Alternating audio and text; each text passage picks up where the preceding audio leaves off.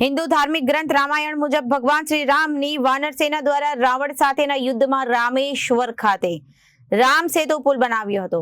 તે રામ સેતુ પુલના ઉપયોગ દ્વારા ભગવાન શ્રી રામની વાનર સેના દ્વારા તે રામ સેતુ ઓળંગીની સામે કિનારા ગયા હતા અને ત્યારે જ રામ સેતુ બનાવવામાં આવ્યો હતો। તેમાં તરતા પથ્થર વિશે કુતૂહલ ઊભું કર્યું હતું। હિન્દુ પૌરાણિક માન્યતા મુજબ લોકો તરતા પથ્થરમાં શ્રદ્ધા રાખે છે। જ્યાં પણ કોઈ જગ્યા પર આવા તરતા પથ્થર મળે તો તેનું પૂજન કરી મંદિરમાં તેનું સ્થાપન કરવામાં આવે છે।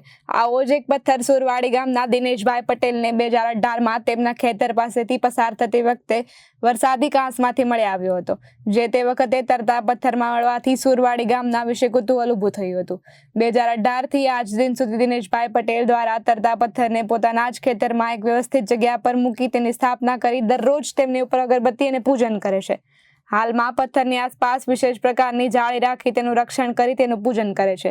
દર શનિવારે એક પ્લાસ્ટિકના ટબમાં પાણી મૂકી તેની અંદર રાખવાથી સવારથી સાંજ સુધી લોકો તેનું પૂજન કરે છે અને દર્શન કરે છે। વિજ્ઞાન અને ચમત્કાર એકબીજાના પૂરક છે। દિનેશભાઈ પટેલની આસ્થા હવે ગ્રામજનોની પણ બની ગઈ છે અને સીમમાં ખેતી કરવા જતી વખતે ખેડૂતો ખેતર તરફ જતા પૂર્વે તરતા પથ્થરને શ્રદ્ધાભેર નમન કરી અને ખેતી કરવા પ્રયાણ કરતા જોવા મળી રહ્યા છે। Bureau report Janadesh news Ankleshwar.